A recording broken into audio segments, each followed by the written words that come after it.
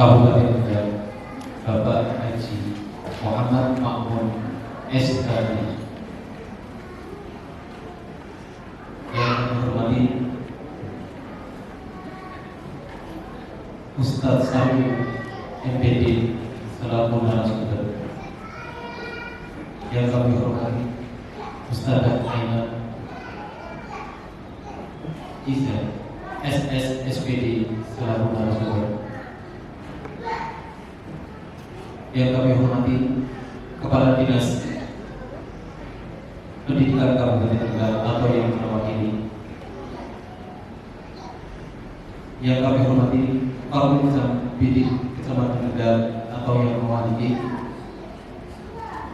Yang kami hormati Ketua Yayasan Al-Qurban Hidayatullah Tegal Ustadz Wahyu bin SPD.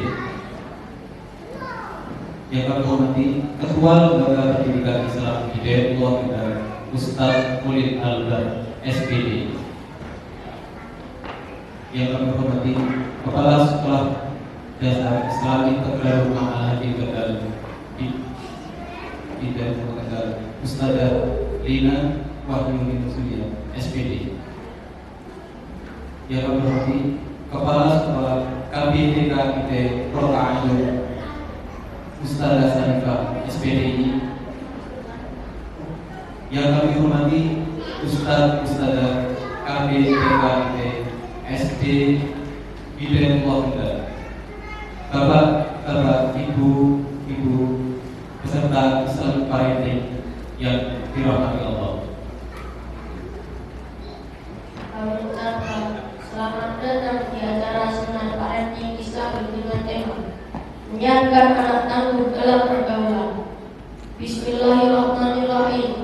Kami di sini sebagai MC akan memandu acara ini dengan penuh semangat dan antusias. Untuk acara yang pertama, pembukaan. Marilah kita buka acara pada pagi hari ini dengan pembacaan Muhammadiyah.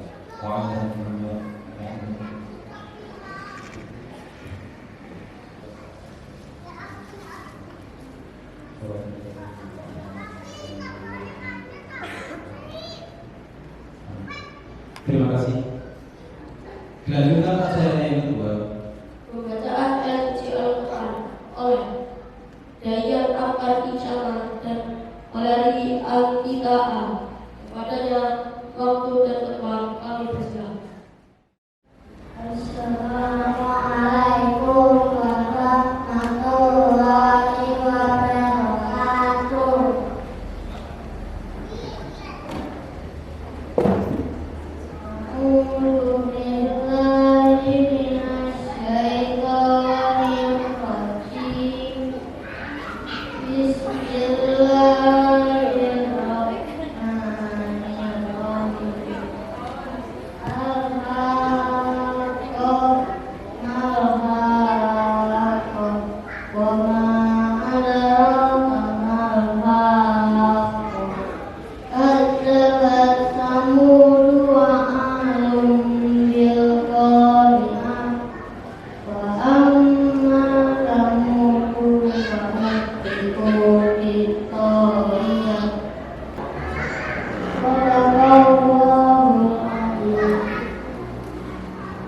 Dengan nama Allah yang Maha Pengasih lagi Maha Penyayang.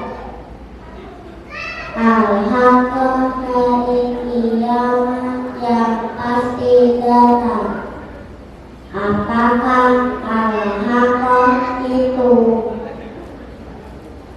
Tahukah kamu apakah Al-Haqqah itu? Kaum Samud dan Ad telah mendustakan Al-Qari'ah, hari kiamat yang menggentarkan hati. Adapun kaum Samud, mereka telah dibinasakan dengan suara yang sangat keras. Marilah kita wonten waktu sejenak untuk berdoa dengan khusyuk menurut keyakinan kita masing-masing. Izinkan saya mematuhi secara Islam. Bismillahirrahmanirrahim. Allahumma shalli wa sallim wa tabaraka wa ta'ala kulli sahabat Rasulillah ajma'in. Alhamdulillahirabbil alamin. Hamdan syakirin, hamdan na'imin, hamdan mu'amin, hamdan majidan. Ya Rabbana alhamdu kama yanbaghi li jalali wajhika sultani. Ya Allah, ya Rahman, ya Rahim. Saat ini kami berkumpul dalam acara seminar parenting Islami di gedung DPRD Kabupaten Kendal dengan tema menyiapkan anak tangguh dalam pergaulan yang diselenggarakan oleh KBTK Krotul Kuyung dan SD Islam Integral Dukmal Hakim Kendal. Kami mohon ya Allah, semoga acara ini selalu dalam ridho-Mu. Ya Allah, ya Alim, yang Maha Mengetahui, limpahkanlah kepada kami semuanya kekuatan dan kesabaran, kemudahan dan keikhlasan, serta kecerdasan dan kearifan selama mengikuti kegiatan parenting ini. Rabbana atina fid dunya hasanah wa fil akhirati hasanah wa qina adzabannar. Sallallahu ala sayyidina Muhammadin nabiyil ummi wa ala alihi washabbihi wasallam. Subhana rabbika rabbil izzati amma yasifun. Assalamu ala mursalin walhamdulillahi rabbil alamin.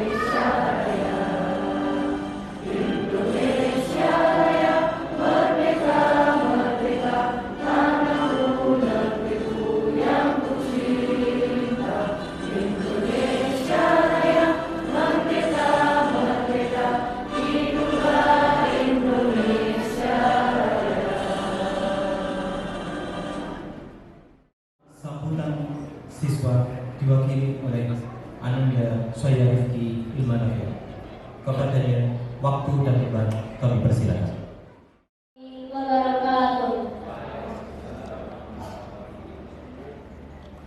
Yang terhormat Ketua DPRD Kabupaten Kendal, yang terhormat Ketua Yayasan Al-Muqah Kendal, yang terhormat Kepala Sekolah KBTK ITB Hakim dan DPI Rumah Hakim Kendal, yang terhormat Ustaz-Ustazah KBTK ITB Hakim dan DPI Rumah Hakim Kendal, para orang tua, wali murid, dan para ustaz-ustaz yang mendidik kami. Terima kasih. Wabillahi taufiq wal hidayah. Wassalamualaikum warahmatullahi wabarakatuh. Assalamualaikum warahmatullahi wabarakatuh. Alhamdulillahirabbil alamin wa bihi nasta'in wa ala umuri dunya waddin. Assalatu wassalamu ala asyrofil anbiya wal mursalin wa ala alihi wa sahbihi ajmain. Yang terhormat Ketua DPRD Kabupaten Kendal, yang kami hormati Ketua Tim Penggerak PKK Kabupaten Kendal, yang kami hormati narasumber untuk kegiatan parenting pagi hari ini. Untuk yang kedua kalinya kita mengadakan kegiatan parenting di gedung DPRD Kabupaten Kendal ini. Alhamdulillah, semoga saja bisa berjalan dengan lancar sesuai dengan harapan. Bapak Ibu rahimakumullah, tak lupa kami ucapkan terima kasih atas nama panitia penyelenggara parenting kepada Ketua DPRD Kabupaten Kendal yang memberikan fasilitas kepada kita. Kami juga ucapkan terima kasih atas kerawahan kehadiran panjenengan sedoyo ke tempat ini. Pastinya panjenengan di pagi hari ini banyak sekali kesibukan, dan tentunya ini panjenengan legake betul untuk hadir ke sini. Nah, semoga saja dengan keridhaan panjenengan, keikhlasan panjenengan, bersama-sama hadir ke tempat ini bisa menambah keberkahan dan menambah ilmu kita tentang pola pengasuhan anak. Itu ya. Tentunya banyak hal yang nantinya akan bisa kita raih atau kita dapatkan di kegiatan-kegiatan semacam ini. Assalamualaikum warahmatullahi wabarakatuh. Bismillah, alhamdulillah, la haula wala quwwata illa billah. Yang kami hormati Bapak Ketua DPRD Kabupaten Kendal, yang kami hormati Ketua Tim Penggerak PKK Kabupaten Kendal, yang kami hormati Ketua Yayasan Al-Furqan Hidayatullah, yang kami hormati narasumber Islamic Parenting, yang kami hormati Kepala Sekolah, Dewan Guru, KB TK SD Yayasan Al-Furqan Hidayatullah, dan Bapak Ibu wali murid TK SD Islam Luqmanul Hakim yang berbahagia dan dirahmati Allah. Bapak Ibu, mari di awal kegiatan hari ini kita panjatkan syukur alhamdulillah kehadirat Allah Subhanahu wa taala atas rahmat berkahnya. Hari ini kita bisa memenuhi gedung dewan yang sangat mulia ini, Bapak Ibu, untuk satu tujuan yang sangat mulia. Salawat dan salam mari senantiasa kita sanjungkan pada junjungan kita Nabi besar Muhammad Sallallahu Alaihi Wasallam, yang semoga syafaatnya berlimpah pada kita semua hari ini, besok di yaumil akhir nanti. Bapak Ibu, izin saya mewakili Bapak Kepala Dinas Pendidikan dan Kebudayaan Kabupaten Kendal yang hari ini beliau ada kegiatan yang bersamaan dengan kegiatan di sini, maka mewakilkan saya untuk hadir di tengah-tengah Bapak Ibu semuanya. Kami mengucapkan terima kasih dan apresiasi yang setinggi-tingginya kepada Yayasan Al-Furqan utamanya yang hari ini melaksanakan sebuah kegiatan pelibatan orang tua dalam rangka pengelolaan pendidikan yang biasa dinamakan parenting atau kita kenal juga dengan namanya kelas orang tua, agar menjadi manusia yang beriman, bertakwa, berakhlak mulia, sehat, berilmu, cakap, kreatif, mandiri, dan menjadi warga negara yang demokratis dan bertanggung jawab. Itu adalah tujuan pendidikan nasional, Bapak Ibu.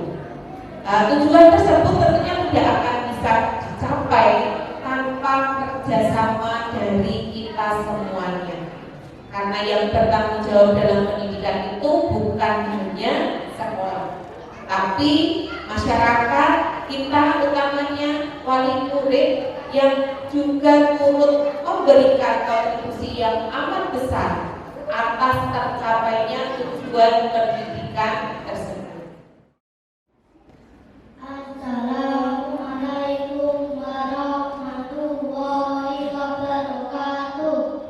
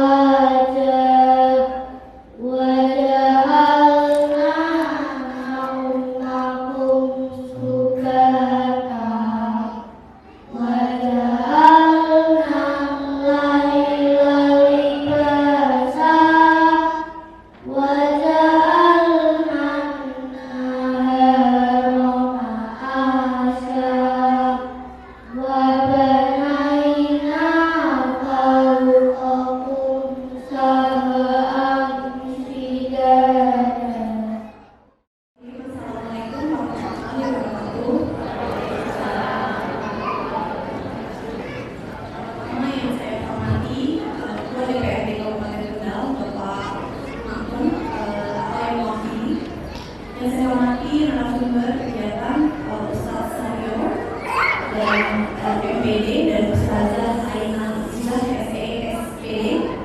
Assalamualaikum Ustazah. Kepada Kepala Dinas Pendidikan dan Kebudayaan Kota Tegal yang mewakili, yang terhormat kepada Kepala Koordinator Wilayah Bidang Pendidikan Kecamatan Tegal atau yang mewakili, Ketua Yayasan Al-Quran Hidayatullah Kendal Ustaz Mufti Wahyu Primadi, kepada Ketua Lembaga Pendidikan Islam Hidayatullah Kendal Ustaz Khalid Albert SPDI. Assalamualaikum Ustaz. Kepada Kepala SDI Lukman Hakim Kendal Ustazah Lina Wahyuni Nuzuliyah SPDI. Selamat pagi, salam sejahtera bagi kita semua. Om Swastiastu, Namo Buddhaya, Salam Kebajikan. Alhamdulillah hari ini kita akan membahas tentang Islamic parenting yang nanti narasumbernya yang ada di sini. Ustazah, terima kasih atas hadirannya ya. Saya sangat-sangat menyambut baik karena memang parenting di Kabupaten Kendal ini Ustazah menjadi salah satu program utama atau program pokok saya dari PKK Kabupaten Kendal itu sendiri. Gitu. Di sini dari Yayasan Hidayatullah, jadi sepupu saya itu sekolahnya di Hidayatullah, tapi di Hidayatullah yang ada di Semarang. Sama atau beda yayasannya? Sama. Sekolah di Hidayatullah yang di Semarang yang ada di Banyumanik. Dari kecil saya tuh main di situ, setiap setahun saya ke Semarang tuh bisa 10 kali karena memang keluarga saya kan memang asli Semarang. By the way, sepupu saya itu Masya Allah dapat beasiswa Bapak dan Ibu. Jadi sepupu saya itu dapat beasiswa dari SD, SMP, itu sekolah gratis, nggak pernah bayar karena kita Masya Allah. Nah, kenapa sih cerita saya selalu main di SD Hidayatullah ini? Ternyata kalau di Islam itu kan dianjurkan anak usia 1 sampai 7 tahun itu untuk kita bermain sama mereka. Kita bermain membuat core memori yang bagus dan indah. Buktinya apa? Buktinya ya kita semua yang ada di sini, yang ada di ruangan ini. Bapak dan Ibu ingat nggak sih dulu masa-masa bahagia ketika waktu kecil? Pasti punya satu core memori, 2, 3, 10 core memori yang aduh aku tuh ingat banget tuh ini loh. Dulu aku tuh begini sama bapakku sama ibuku begini. Baik memori baik ataupun memori tidak baik, itu juga akan masuk ke dalam kepala kita. Makanya sejatinya ibu-ibu kan emang nggak boleh membentak anak-anak, ya nggak boleh kesel sama anak-anak. Sejatinya kan begitu. Kalau anaknya lagi rewel atau sekarang kita tahu istilahnya namanya tantrum gitu ya, nggak boleh kita bentak-bentak, tapi kita ingatkan dengan baik-baik atau salah satu caranya saya mau nanya sama bapak-bapak, ibu-ibu, mungkin ada yang bisa membantu saya jawab. Kalau ada anak tantrum, guling-guling, nangis-nangis di depan kita, gitu ya, apa sih yang harus kita lakukan? Kecuali ustazah ya, mungkin ustazah bisa jawab. Yang lain bapak ini, bapak ibu orang tua kan semua undangan ya? Ya betul?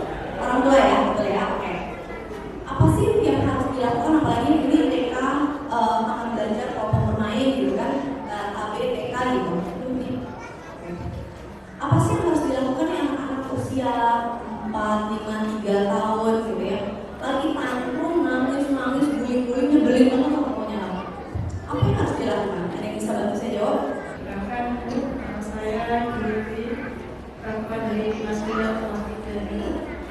Kalau sepengetahuan saya, kalau anak lagi rewel saya biarkan dulu. Kemudian kalau ada dia saya tanya mau. Oke, tanya mau apa ya? Oke. Kalau menurut saya sama seperti itu yang tadi. Ibu dengan ibu siapa? Ibu Nurul Hidayah. Ibu Nurul. Oke, tadi Ibu Lutfi ya. Iya. Oke. Nah, ketika anak saya tantrum, bullying nggak jelas atau minta sesuatu yang memang belum bisa saya penuhi, saya biarkan saja dulu, memang sepuasnya nangis dulu. Walaupun nanti kadang eyangnya tuh bilang, anak itu jangan dibiarkan untuk nangis terlalu lama seperti itu. Tapi saya biarkan dulu, setelah dia rilis, hatinya mungkin udah plong, udah puas seperti itu nangisnya, baru saya tanyain kenapa, kakak minta apa, terus kemudian saya ngasih pengertian kenapa hal seperti itu atau sesuatu yang ingin diminta tapi tidak bisa saya berikan secara langsung seperti itu. Saya memberikan alasan. Terima kasih. Terima kasih Ibu.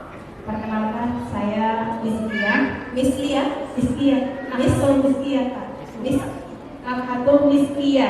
Miskia. Ya. Saya pikir karena guru bahasa Inggris manggilnya Miss. Baru saya mau bilang jawabnya harus pakai bahasa Inggris. Oke, silakan. Ya, terima kasih Ibu. Kalau anak tantrum pasti ya Bu ya. Dan kita tidak tahu kapan anak itu tantrum dan tidak. Nah, biasanya kalau anak saya tantrum itu biasanya sama seperti yang lain. Saya biarkan dulu sampai benar-benar dia sampai. Biasanya saya biarkan dulu. Setelah dia agak tenang, langkah pertama yang saya ajak, ayo tarik nafas dulu. Tarik nafas dulu, tenangkan pikiranmu. Kalau sudah, baru saya ajak bicara. Tadi kenapa Kak? Biasanya saya bilang gitu. Tadi kenapa? Kakak pengennya apa? Nah, kalau sudah kita ngobrol pada saat anak saya tenang, itu biasanya dia akhirnya mengungkapkan apa yang dia inginkan, apa yang dia rasakan. Begitu Ibu ngomong 8 tahun, saya sama Ustazah sama Ibu narasumber langsung kelihatan. Oke. Karena sekarang tadi saya berbicara tentang anak-anak di tingkat taman bermain, kelompok belajar, kelompok bermain. Ya betul nggak?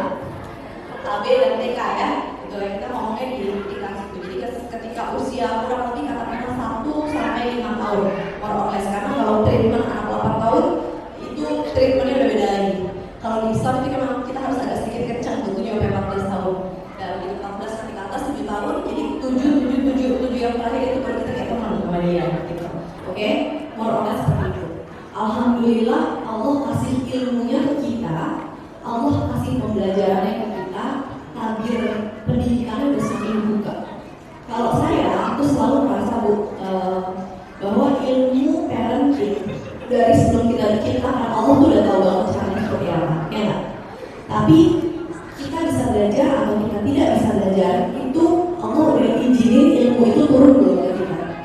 Lalu apa Bu yang harus kita lakukan kalau anak lagi tantrum usia 1 sampai 5 tahun? Mereka guling-guling nggak jelas, kadang lagi di bandara, di mall, di tempat umum, di sekolah. Malu nggak Ibu sebagai orang tua? Malu ya? Apalagi depan orang tua, malu pusing banget ya. Kenapa nih? Anak-anak lagi apa sih? Ternyata Bu, anak-anak itu harus belajar yang namanya regulasi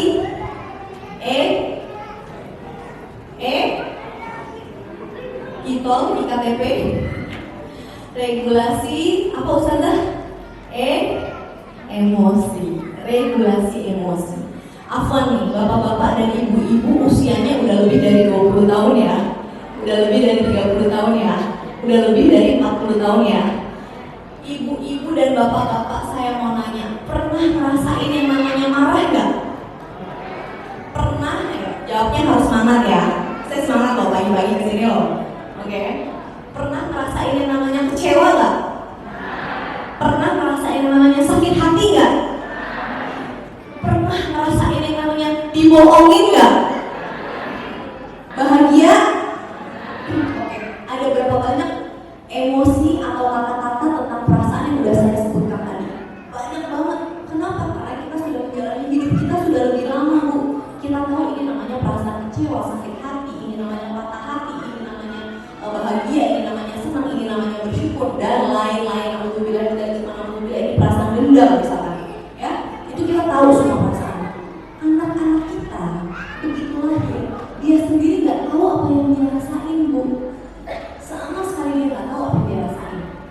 Makanya kenapa kita harus memperkenalkan yang namanya perasaan emosi ke dia. Kalau anak lagi tantrum, bukannya nggak boleh Bu ditanya mau apa. Ini saya baru, wallah semalam karena Mas Diko tiba-tiba mendadak saya dapat tugas untuk pergi ke Kabupaten Bogor pagi ini jam 7 pagi, baru dikabarin jam 9 malam untuk pergi ke sana membersamai Ketua Umum Bapak Erlangga Hartarto untuk bersama dengan Pak Jokowi. Pagi ini jelas sekarang bersama Pak Jokowi di Kebun Raya Bogor.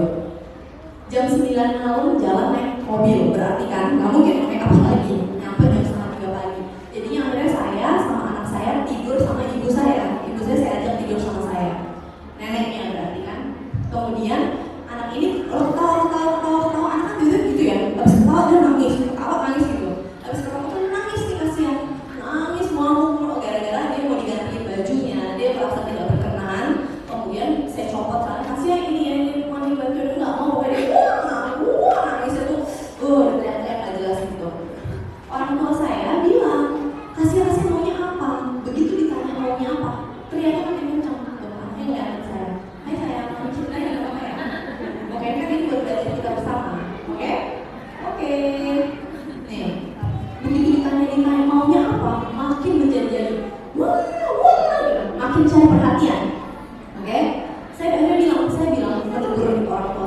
baik, saya bilang sama mama saya, "Mah, boleh nggak tolong diemin aja, biar aku yang atur." Akhirnya mama saya, ya udah nggak mau ikut-ikutan, anaknya mau ngapain terserah, ibu saya ngadep ke depan, ke TV gitu. Dan kemudian saya bilang sama anak saya, kasihan lagi kecewa ya, lagi sedih ya. Oh iya, ini namanya perasaan sedih. Nah, ini namanya perasaan kecewa karena kasihan mau ganti baju, tapi kasihan harus ganti baju. Itu namanya kasihan tidak berkenan, kasihan nggak suka ya. Oke, nangis. Itu namanya sedih, nggak apa-apa. Ya udah, it's okay. Kasih kalau menangis dulu, mami tungguin. I'm here for you kan, mami ada di sini. Bu, masya Allah, tabarakallah, nggak ada 2 menit berhenti nangisnya bu. Tuh ada banyak, bener nggak Dela? Dela kemarin juga ikut tidur bareng, kita tidur bareng-bareng sama susnya, sama saya, sama anak saya, sama kasihan. Digituin, nggak ada 2 menit dia kayaknya baru meredam, udah diam. Kenapa? Anak-anak tuh harus diajarin, oh ini namanya perasaan kecewa. Karena ketika dia nangis, pas kita tanya dia sendiri nggak tahu perasaan dia apa, dia nggak bisa jawab. Dia nggak tahu apa ini perasaan sedih, apa ini marah, apa ini kecewa, apa ini ngantuk, apa ini capek. Dia nggak tahu. Nyampur semua jadi satu, makanya dia tantrum. Udah dia tantrum, ngamuk-ngamuk, kita orang tuanya juga nggak ngerti maunya dia apa, perasaannya dia apa, dia juga nggak ngerti gimana cara komunikasi sama kita. Udah heboh lagi. Ya lah, belum lagi bapaknya pulang kerja capek, ribut sama istrinya, istrinya anaknya tantrum, udah berantakan semua kalau kayak gitu. Makanya kan sebenarnya kalau bisa bapak-bapak kalau mau pulang kerja itu pergi ke masjid dulu. Kenapa? Supaya energi negatifnya itu ditinggalin menjadi energi yang positif, ketemu istri itu udah seger, fresh gitu. Jadi itu salah satu sebenarnya bu, ilmu parenting yang simple tapi nggak banyak dilakukan sama orang. Mungkin yang udah tahu ilmunya akan mempraktekkan itu. Terkesannya aneh nggak sih bu? Aneh kan? Karena kita nggak biasa dan itu tidak biasa dilakukan oleh orang tua kita. Jadi kesannya kita tuh harus bahagia terus ya, iya sih orang tua pengen anak bahagia terus, tapi nggak mungkin namanya. Jadi pasti kita ada capek, ada kecewa, ada apa. Kenalkan perasaan itu ke anak-anak. Jadi mereka tahu, oh ini namanya aku lagi sedih ya ini. Oh ini aku lagi seneng nih. Pas anak lagi ketawa juga bilang, kamu lagi seneng ya. Itu namanya perasaan senang.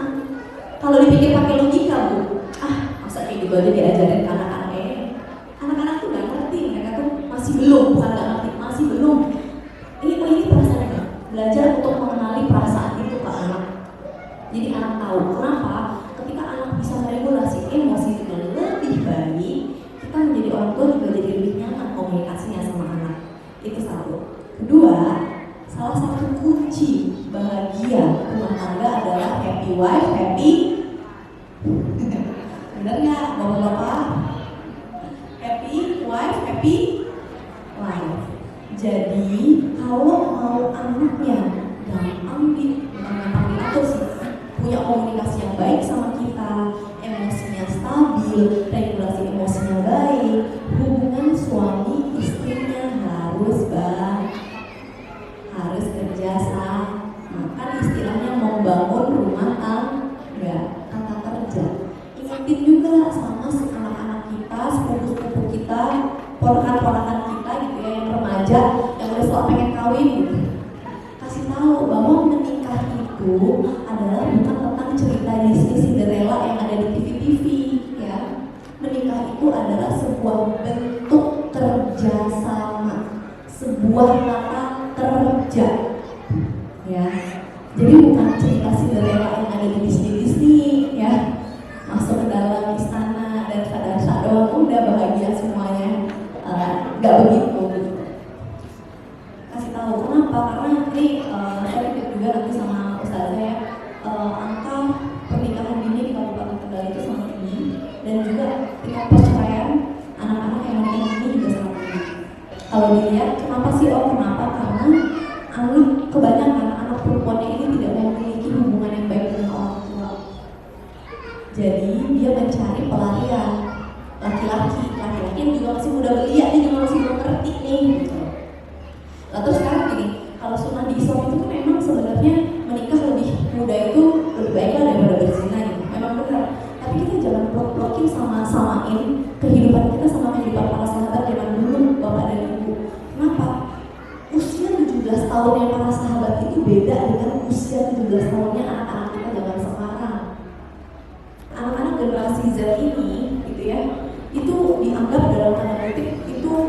generasi stroberi. Tahu nggak Bapak Ibu generasi stroberi?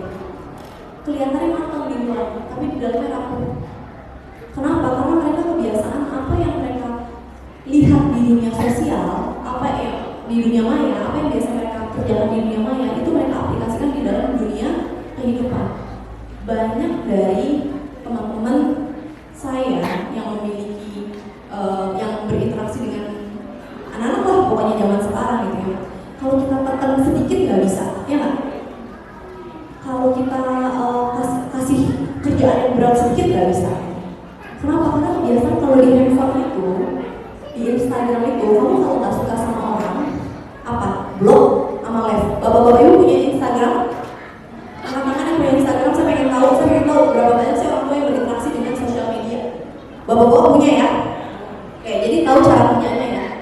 Kalau nggak suka sama orang, di blog dan live group. Kalau nggak suka sama orang, kalau nggak suka sama orang itu, akunnya kita blok, ya unfollow langsung. Itu teraplikasi dalam kehidupan pekerjaan. Begitu dikasih beban sedikit sama bosnya, nggak kuat, mengundurkan diri, resign. Ini kenyataan loh. Banyak anak-anak dari anak-anak sekarang baru 2 tahun atau 1 tahun lulus kuliah, itu CV-nya udah tebel. Kenapa? Ya karena kerja di perusahaan ini cuma 2 bulan, kerja perusahaan ini cuma 3 bulan, perusahaan ini cuma 2 bulan. Kenapa? Mentalnya itu nggak kuat. Bapak dan ibu mau punya anak seperti itu. Nah, gimana caranya? Ajarin anak untuk bisa meregulasi emosi. Nggak bisa. Itu aku nggak suka sama bos aku yang di situ, bosnya galak, resign. Oke. Masuk lagi ke perusahaan yang baru, bosnya baik, tapi teman kerjanya nyebelin, resign lagi. Nanti pindah lagi, tempatnya kejauhan, resign lagi. Ntar ada tempat lagi, resign lagi. Jadi mental itu mental seperti itu, mental block dan unfollow. Kalau ada grup, left group. Kenapa? Karena dia tidak bisa mentoleransi apa yang dia suka dengan apa yang dia tidak suka gitu. Itu kenyataan sekarang loh. Dan itu datanya ada. Jadi artinya gimana sih kita harus bisa menciptakan anak-anak yang tangguh dan kuat. Kalau zaman baginda Rasul, sahabat-sahabat umur 17 tahun itu mereka udah bisnis bu, udah dagang, udah nggak minta sama orang tua. Anak-anak zaman sekarang kuliah masih minta sama orang tua, lulus kuliah masih minta lagi sama orang tua.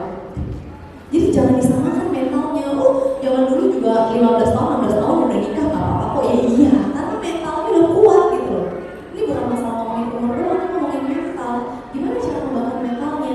Hubungan orang tua dan komunikasi orang tua sama anak harus bagus. Kita semua di sini mayoritas agama Muslim ya, kita percaya sama Al-Quran. Berapa banyak dari kita yang benar-benar mentadaburi Al-Quran dan benar-benar menjalankan apa yang Allah sudah siratkan dalam Al-Quran. Bu, percakapan dalam Al-Quran ya, lebih banyak ibu ke anak atau bapak ke anak? Coba tolong jawab. Hah? Bapak-bapak boleh tolong jawab? Bapak ke anak ya, dalam Al-Quran. Kenyataannya dalam dunia sehari-hari, siapa yang lebih banyak berbicara dan komunikasi sama anak? Cinta sama Al-Quran nggak? Beriman nggak? Nah, kalau iya, berarti yuk kita mulai sekarang biasakan anak untuk komunikasi dengan bapaknya lebih banyak. Nabi Yusuf alaihissalam ketika punya mimpi itu kan sesuatu yang dia private gitu ya, privacy banget gitu. Ketika punya mimpinya ceritanya sama siapa? Sama ibunya atau sama bapaknya? Nabi Yusuf ya, Nabi Yusuf alaihissalam. Ketika beliau bermimpi tentang bintang-bintang, ceritanya sama siapa? Oke. Ya. Jadi dari kisah-kisah para nabi ini ternyata banyak komunikasi bapak sama anak, bukan ibu anak. Ibu anak itu Nabi Isa dengan Siti Maryam. Dan ada satu lagi kisahnya saya lupa, tapi itu ibu dan anak gitu. Tapi kebanyakan dari kita sekarang komunikasinya bapak sama anak kurang. Ya wajar aja kalau generasi kita nih kita harus agak-agak berhati-hati sedikit. Lalu pertanyaannya, ya kalau bapaknya kerjanya di luar kota, susah lagi untuk komunikasi sama anak karena pas lagi mau komunikasi anaknya sekolah. Kalau udah malam bapaknya mau komunikasi anaknya udah tidur, gimana? Kan pasti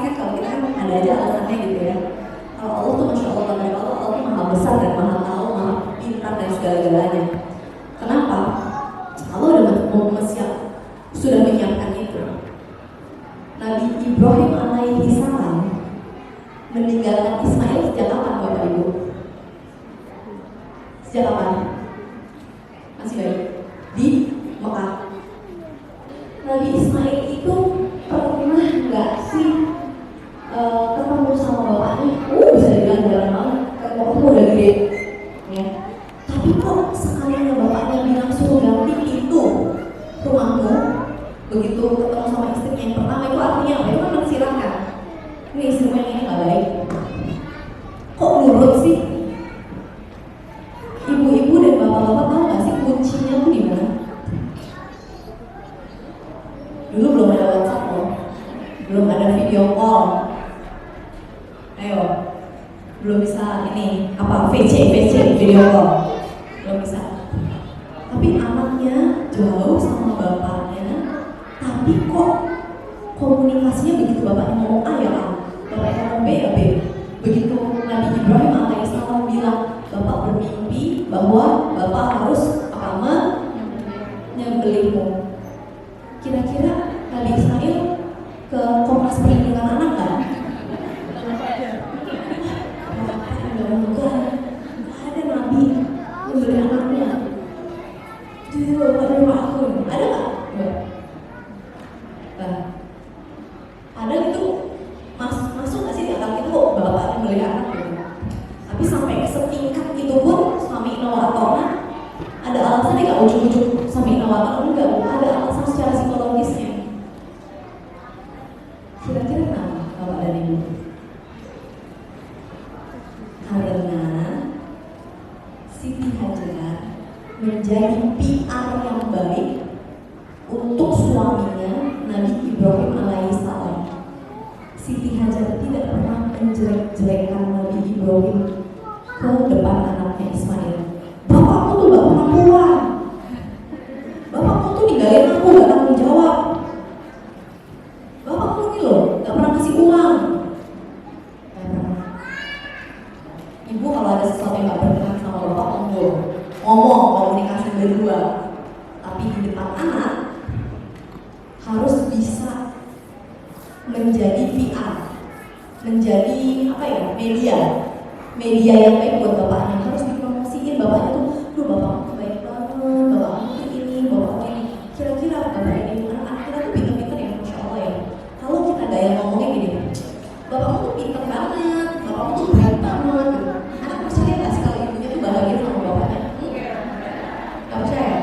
Tapi kalau kita ngomongnya, bapakmu tuh baik banget, gitu, dia tuh penyayang, dia tuh hebat loh, dia bekerja ini dan ini, dia begini. Kira-kira anak percaya nggak? Yang bisa memainkan hatinya ibunya siapa?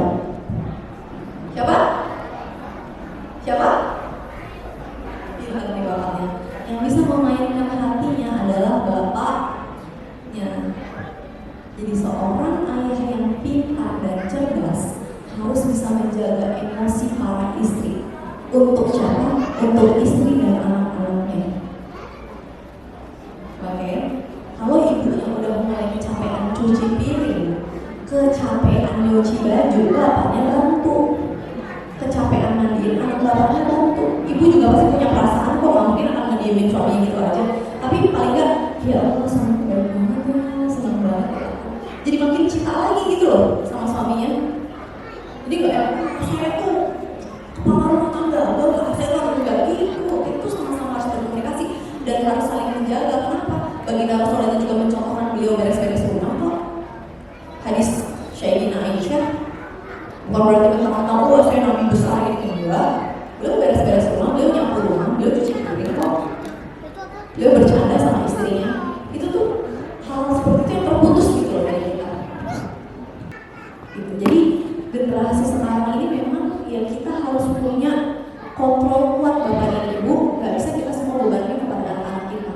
Kita nih beresin emosi diri kita dulu, bapaknya, suami dan istrinya. Makanya ingetin sama anak-anak remaja kita, kalau belum siap bertoleransi dalam beremosi, belum siap berkomunikasi dengan baik, belum siap bekerja sama dan belum siap menerima kesalahan pasangan, nggak usah nikah dulu.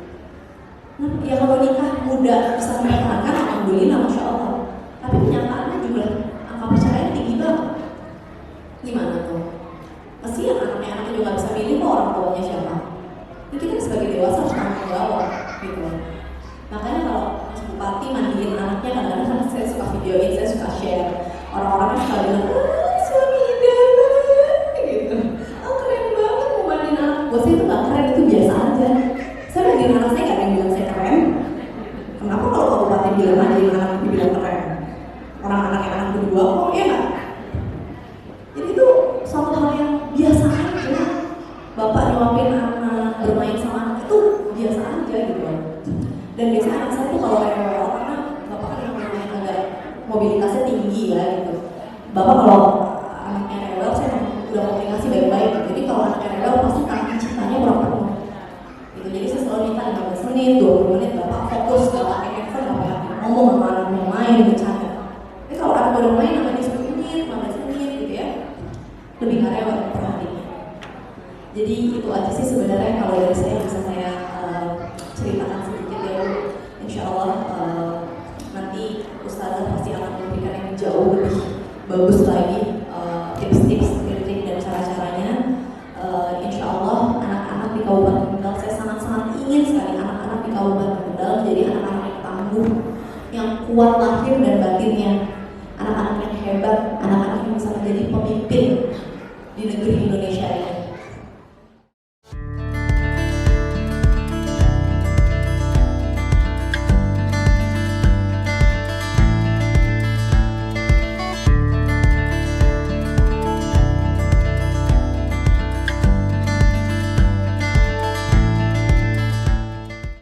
Assalamualaikum warahmatullahi wabarakatuh. Gimana kabarnya hari ini Ibu Bapak semuanya? Alhamdulillah luar biasa. Tetap semangat, Allahu Akbar. Begitu ya Ibu Bapak ya. Sekali lagi, gimana kabarnya hari ini Bapak Ibu semuanya? Alhamdulillah luar biasa. Tetap semangat, Allahu Akbar. Alhamdulillah Ibu Bapak yang berbahagia, puji syukur kepada Allah SWT karena alhamdulillah hari ini yang berbahagia di Al-Madinah Hadir bersama Ustazah Aina bersama-sama menimba ilmu dalam Islam parenting di dunia bersama. Ini kan ya Allah tapi alhamdulillah latihan berpantun karena sudah saatnya era kita adalah era yang berbeda. Ibu Bapak, kalau saya mau terlalu lebar nanti beliau terlalu sedikit.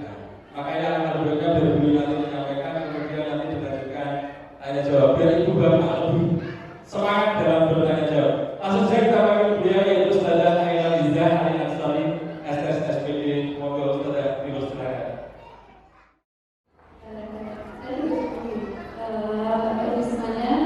Bismillahirrahmanirrahim. Assalamualaikum warahmatullahi wabarakatuh.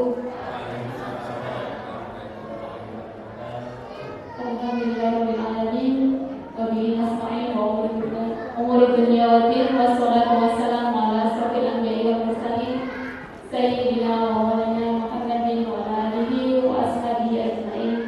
Rabbi shrah li sadri wa yassir li amri wahlul 'uqdatam min lisani yafqahu qawli.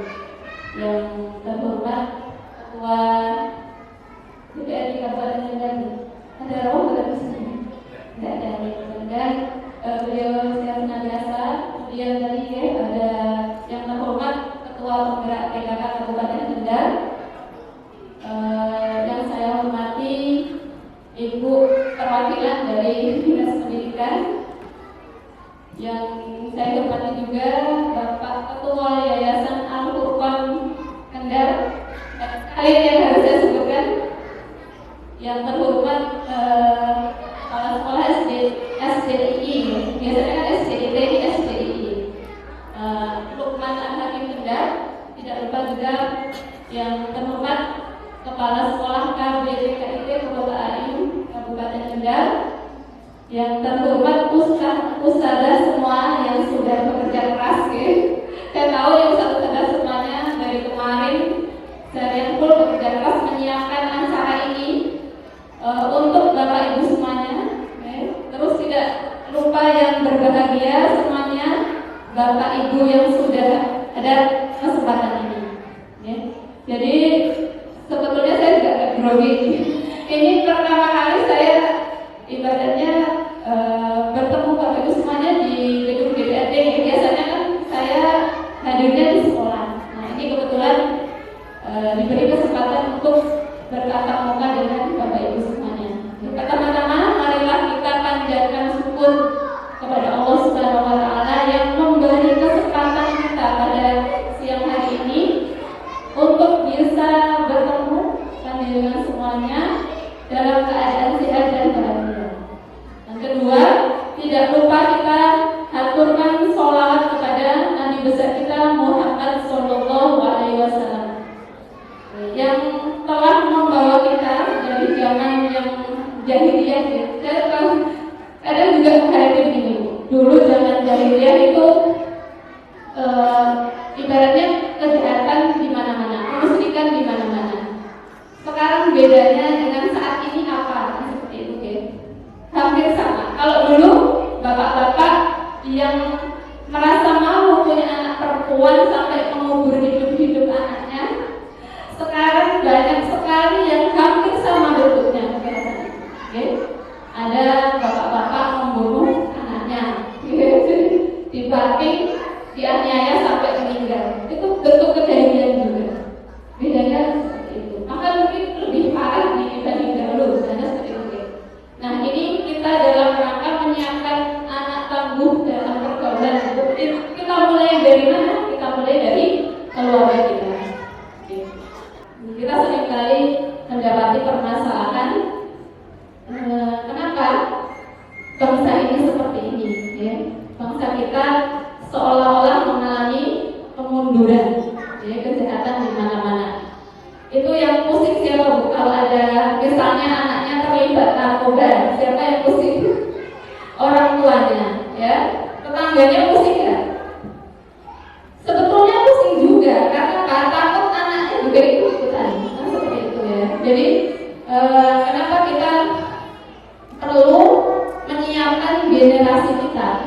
Jangan sampai apa yang sudah kita peroleh hari ini, kita mau sholat kan kita bebas itu, tidak ada gangguan.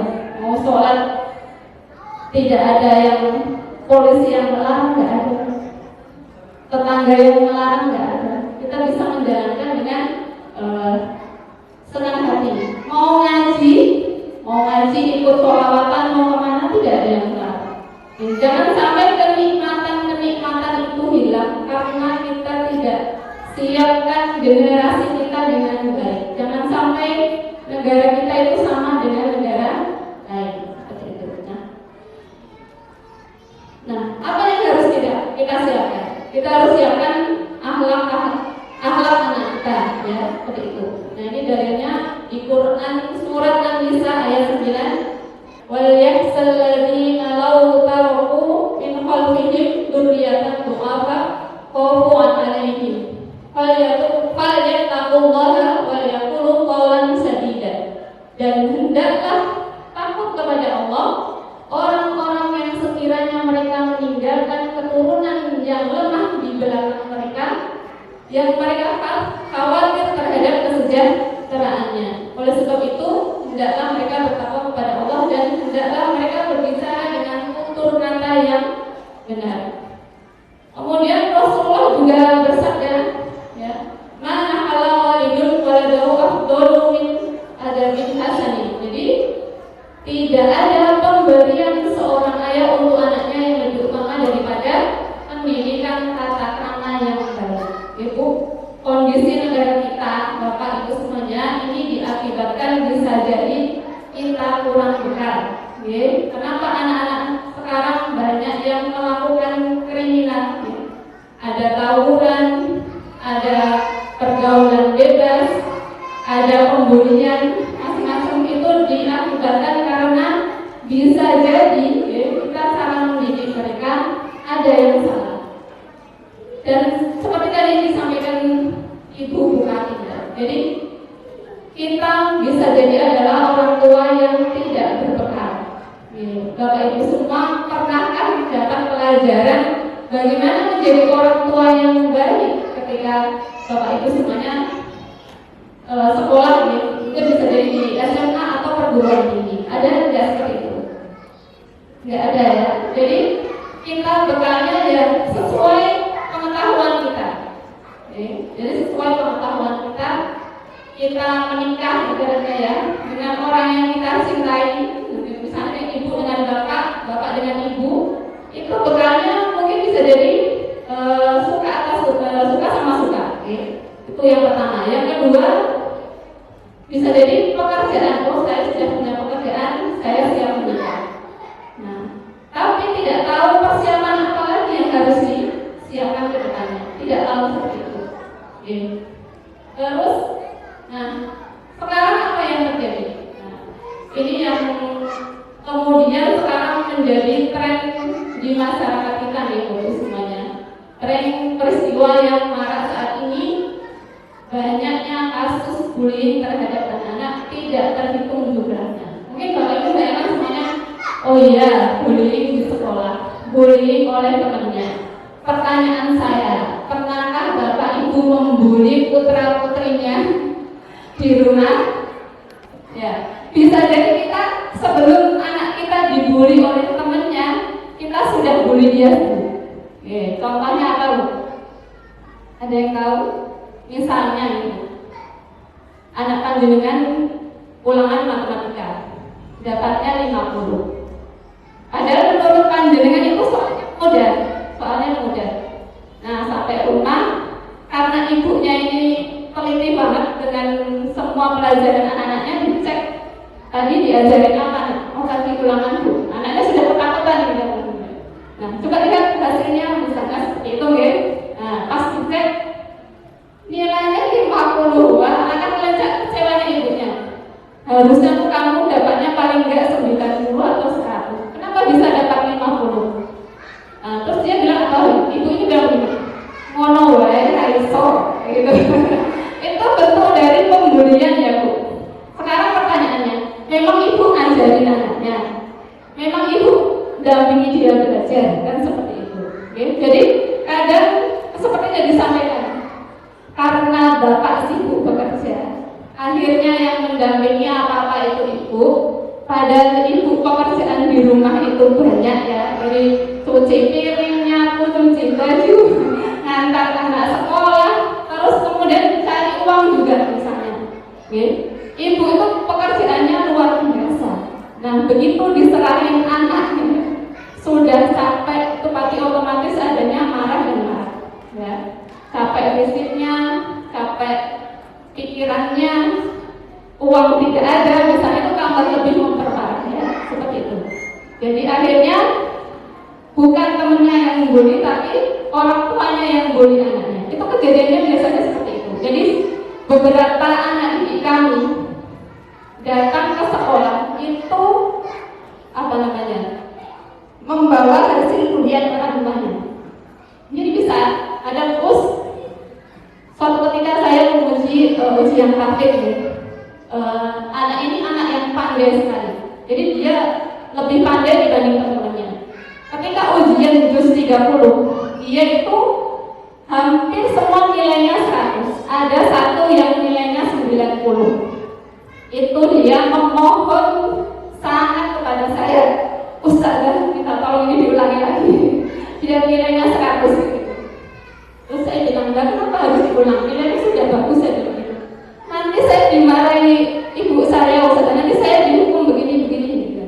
Dikasih tugas teman-teman gitu. Terus dimarah-marahi, dikomelin di rumah Ustazah. Ustazah kekasihan saya. Terus saya bilang sama anak ini, nak nanti Mbak minta tolong, kalau sampai ibumu tidak terima dengan nilai ini, silakan datang kepada Ustazah. Saya bilang begitu. Nah ini harapannya kita semua tahu bahwa dalam Al-Quran Allah itu melarang kita untuk mengolok-olok orang lain. Jadi dalilnya, hai orang-orang yang beriman, janganlah kamu mengolok-olokkan kaum yang lain, karena boleh jadi mereka yang diolok-olokkan lebih baik daripada mereka yang mengolok-olok. Ibu, ini dalil untuk kenapa kita tidak boleh membuli orang lain. Jadi nanti kita perlu menyampaikan ini kepada anak-anak kita, bahwa Allah tidak menginginkan seperti ini, jadi termasuk dosa. Kemudian yang selanjutnya pengertian bullying gitu. Kita perlu tahu apa sih bullying ini. Jadi ini adalah pesan yang diminta biar nanti panjenengan juga menyadari bahwa sekolah itu sekarang lagi marak bullying. Tidak hanya di sekolah, di lingkungan masyarakat, di lingkungan keluarga, juga di media sosial. Kemudian pengertian bullying sendiri adalah segala bentuk perilaku yang tidak menyenangkan, baik secara verbal, fisik ataupun sosial, di dunia nyata maupun di dunia maya, yang membuat orang merasa tidak nyaman dan sakit hati serta tertekan, baik dilakukan oleh perorangan ataupun kelompok. Ibu, jadi kalau dulu kita paling menceritakan tuh hal biasa dan tidak ada yang tersinggung, sekarang itu sudah ibaratnya melampaui batas sampai menyebabkan ada orang yang depresi atau bunuh diri. Itu hanya masalah sepele. Ketika marah, dia angkat kursi, dia banting kursinya. Itu awal-awal sekolah. Nah, begitu diselidiki, ternyata bapaknya di rumah. Ketika marah sama dia dilempar sama kursi. Bayangkan, kasihan sekalian ini. Jadi begitu saya komunikasi dengan orang tua, Bu, mohon maaf saya tanya-tanya ibunya. Oh iya Us, yang di rumah yang galak itu bapaknya. Seperti itu. Jadi akhirnya begitu sudah saya sampaikan, ada mulai perubahan sikap. Jadi sudah mulai tidak lagi lempar kursi. Jadi dia menyadari, oh ternyata anak saya juga menirukan hal yang sama di sekolah. Seperti itu. Kemudian haus akan kekuasaan. Jadi bisa jadi di rumah itu dia tertindas. Begitu sampai di sekolah dia menguasai teman-temannya. Dia ketua geng, seperti itu. Ada beberapa anak di sekolah kami. Di rumah itu dia merasa teraniaya, tapi di sekolah dia berkuasa, seperti itu. Kemudian ingin populer di lingkungannya. Ada beberapa anak, mungkin tidak hanya anak-anak, remaja sekarang itu pengen populer, pengen viral di media sosial, nanti melakukan hal yang tidak baik agar dia hanya sekedar viral dan terkenal, tidak tahu efeknya. Seperti itu. Kemudian ininya pendidikan adab. Pendidikan adab itu penting, harus tidak mendapatkan apa yang mereka mau. Kemudian menggunakan kekuatan fisik untuk mengintimidasi anak-anak yang punya badan besar. Itu cenderung dia kalau tidak bisa mengontrol dirinya, itu akan menganiaya teman-temannya yang badannya kecil, seperti itu. Kemudian dorongan untuk bisa berbaur dengan teman-teman, dan terakhir minimnya perhatian dan sekolah terhadap bullying. Ibu, jadi kadang ada beberapa sekolah memang tidak peduli dengan adanya bullying. Nah, jadi di Jogja sekarang sudah mulai ada, di sekolah itu sudah mulai ada satgas bullying yang terdiri dari guru dan murid untuk ngecek setiap istirahat, keliling ngecek apakah ada murid yang membuli temannya. Kemudian mengancam, mempermalukan, merendahkan, memanggil dengan julukan. Misalnya anaknya hitam banget dipanggil hitam kayak gitu misalnya. Atau yang yang gede banget, wah gemoy gitu misalnya gitu. Kalau dulu waktu zaman saya, ketika ada orang yang gemuk sekali bilangnya apa? KFC lewat kayak gitu seperti itu. Jadi ada istilah-istilah tertentu yang itu kalau kita nggak ini ya akan menimbulkan sakit hati seperti itu ya. Nah, kemudian solusi umum ya atas permasalahan bullying itu yang pertama dari orang tua. Orang tua itu harus melatih kemandirian dan percaya diri kepada anak-anaknya. Ya, jadi anak-anak itu harus dilatih percaya diri, Bu. Misalnya berani melakukan sesuatu. Ya, anak-anak itu kenapa sering kena bullying? Karena dia tidak pede. Ketidakpedean itu dimanfaatkan oleh teman-temannya untuk misalnya mengejek dia. Ya, kemudian latih anak untuk berkata tidak. Jangan, pokoknya harus berani. Ya, kalau tidak berani seperti itu, dia akan jadi bulan-bulanan. Apapun dilakukan oleh si pembuli. Nah, kemudian Ajarkan anak untuk bersosialisasi dengan teman-temannya. Caranya nanti ada ibu. Kemudian menjalin komunikasi dengan guru dan pihak sekolah. Selanjutnya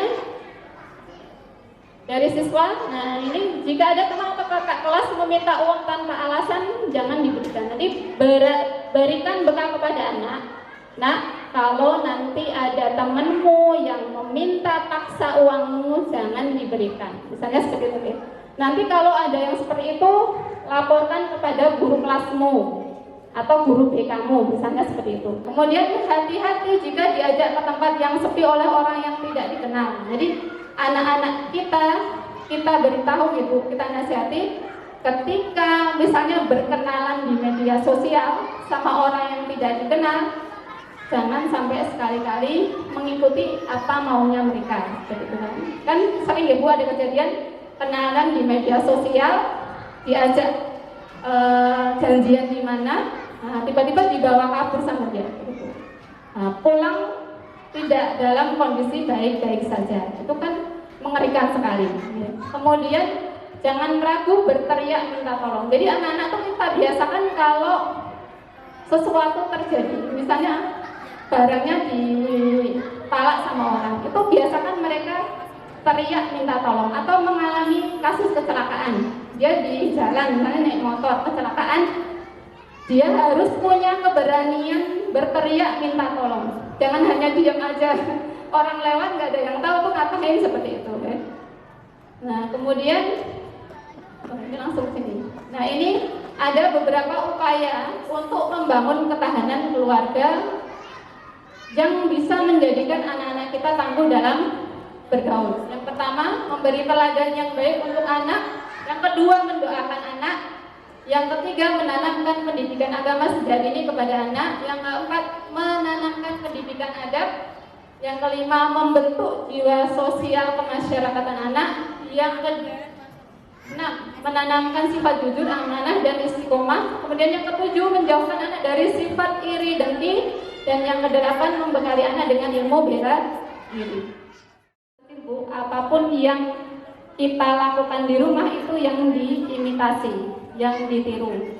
Kalau ibunya galak, anak-anaknya ikut galak. Kalau ibunya cerewet, karena ibu yang sering di rumah, biasanya anak-anaknya banyak bicara.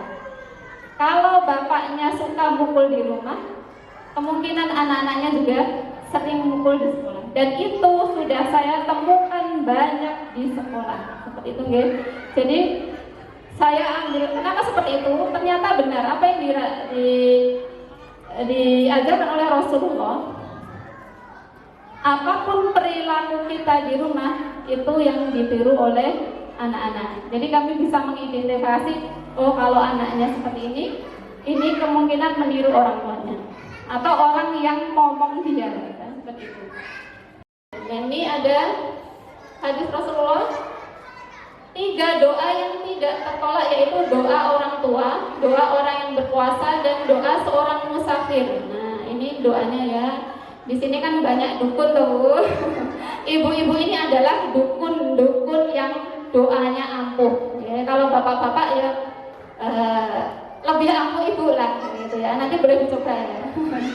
Jadi ibu itu adalah kalau orang misalnya dukun yang ampuh ya Bu. Contohnya begini. Jadi kenapa Imam Sudais itu dia jadi imam itu berkat doa ibunya.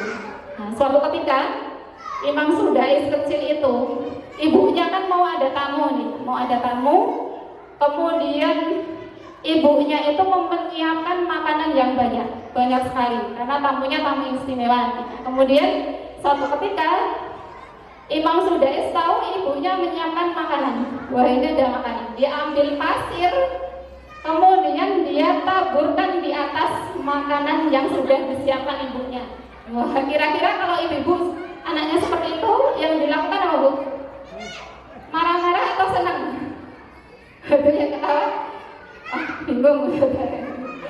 Jadi yang dilakukan adalah marah boleh, tapi kalimatnya harus betul. Kalau misalnya Bu, anaknya seperti itu, apa yang panjenengan ucapkan Bu? Astagfirullah. Kalau ibunya Imam Sudais tidak seperti itu Bu, Ya betul, astagfirullah. Idhab ja'alaka imaman lil haramain. Gitu. Apa itu artinya? Keluar kamu sana. Jadi imam di Masjidil Haram. Doanya itu Bu, dalam kondisi marah dia bisa mengucapkan doa. Kalau kita ya anak saya gitu ya, sering mengucapkan kata-kata yang tidak patut. Akhirnya misalnya, oh anak, misalnya bodoh misalnya ya. Anaknya nanti jadi benar-benar bodoh, menyesal buat anak. Nggak boleh anak tidak berguna. Nah, nanti sampai tua tidak berguna dengan siapa yang susah tadi, dengan semua yang susah. Jadi benar-benar tidak berguna, nggak punya pekerjaan, selalu menyusahkan orang tua, kan repot gitu. Dengan menikah kan pengennya punya anak soleh-solehan, tapi tidak tahu langkahnya itu seperti itu. Nah ini pendidikan yang harus kita berikan seperti itu. Jadi jangan sampai kita mendoakan anak kita hal-hal yang buruk, termasuk ketika dia melakukan perbuatan yang tidak baik, jangan ucapkan kata-kata yang tidak baik. Oke. Nah, ini salah satu contohnya Ibu. Sudah Ibu setiap hari mendoakan anaknya ya, paling tidak minimal habis sholat fardu, seperti itu. Oke. Nah, selanjutnya menanamkan pendidikan agama sejak dini kepada anak. Nah, ini penting sekali Bu. Kenapa anak-anak sekarang itu sangat rapuh? Nah, ini kenapa? Karena tidak memiliki kemampuan agama dari kecil. Kalau bisa nih Bapak Ibu semuanya, ketika panjenengan Ibu hamil itu sudah mulai menanamkan pendidikan agama. Tidak hanya dari bayi, dari 0 sampai 7 tahun dia lagi, tapi sudah sejak dalam kandungan. Bahkan Rasulullah mengajarkan seperti itu. Misalnya Ibu yang ingin punya anak perempuan yang cantik, nah bacalah surat Maryam, kan seperti itu anjurannya. Nah kalau ingin anaknya ganteng seperti siapa ya?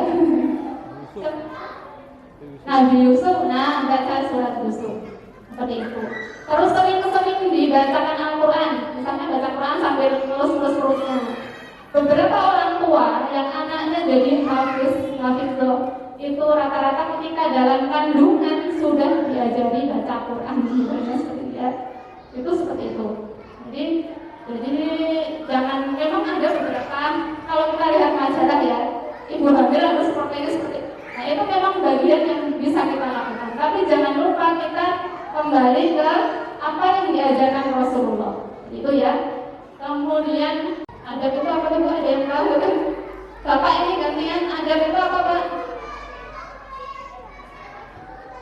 Adab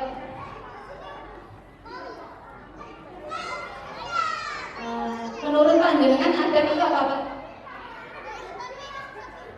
Tata cara apa Ibu? Tata cara apa? Tata cara bersosialisasi dengan orang lain. Itu bagian dari adab juga. Jadi gini, adab itu adalah nilai atau aturan yang ditetapkan oleh Allah yang sudah diajarkan oleh Rasulullah. Nah, ini untuk rambu-rambu kita menjalani kehidupan. Ya. Kalau anak kita beradab, berarti dia sudah bisa menempatkan hal baik pada tempatnya. Kalau belum, dia katakan beradab. Kalau Umar bin Khattab mengatakan adabu tuma ta'alamu. Jadi ulama-ulama dahulu kenapa jadi orang-orang hebat? Karena mereka beliau itu beradab dulu sebelum berilmu. Jadi hampir seluruh hidupnya itu untuk belajar adab. Orang-orang sekarang kan tidak mengenal adab gitu ya. Naik motor malam-malam bebas entarnya banget. Ada yang dulu pernah viral minjak nisan di makam, terus kemudian ada yang bikin tembok di jalan untuk menghalangi tetangganya yang mau sholat ke masjid. Ada yang seperti itu. Nah, kalau anak kita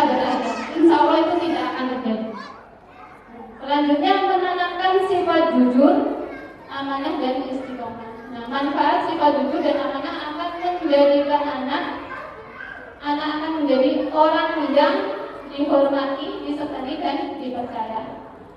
Sekarang banyak bertemu pemimpin-pemimpin kita yang suka korupsi, banyak.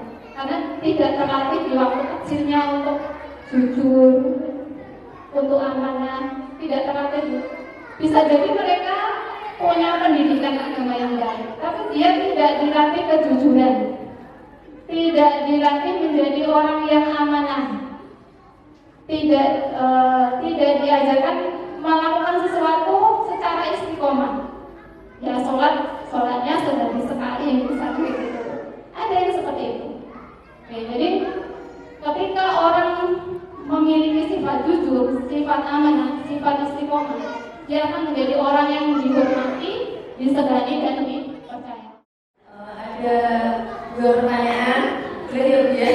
Ada dua pertanyaan yang akan saya sampaikan. Yang pertama, langkah paling tepat apa yang bisa orang tua lakukan ketika anak kita mengalami bullying di sekolah. Jadi langkah paling tepat yang bisa kita lakukan itu apa itu? Kemudian yang kedua, tindakan preventif apa yang sudah dilakukan oleh sekolah untuk mencegah terjadinya bullying di lingkungan sekolah. Saya rasa cukup, dan sebelumnya terima kasih atas jawabannya. Saya mau cerita sedikit ya. Anak saya itu memang seperti mungkin ya, karena misalnya ada beberapa orang yang orang tuanya anaknya kena bullying, karena seperti anak saya juga pernah kena bullying. Apa yang perlu dilakukan? Biasanya anak-anak yang dulu kena bullying itu kan akan mengalami depresi. Nah, apa yang perlu kita lakukan? Yang pertama itu berkomunikasi dengan anak. Kita diskusi sama anak. Apa sih nak permasalahanmu? Kenapa kamu misalnya prestasinya menurun? Kenapa kamu selalu marah-marah? Kenapa selalu gelisah? Biasakan anak selalu terbuka. Kalau kita sudah bisa mendeteksi apa masalah anak, misalnya, Bu, tadi aku kena pukul sama temanku. Nah, misalnya itu pertama nih, sekali. Nah, apa yang patut kita lakukan? Kita memberitahu guru kelasnya dulu. Beritahu guru kelasnya, Bu, tadi kemarin misalnya hari apa, jam sekian anak saya kena pukul oleh temannya. Misalnya sampai parah nih. Sampai parah. Sampaikan setelah mengecek kondisi anaknya ke dokter. Jadi harus dicek dulu.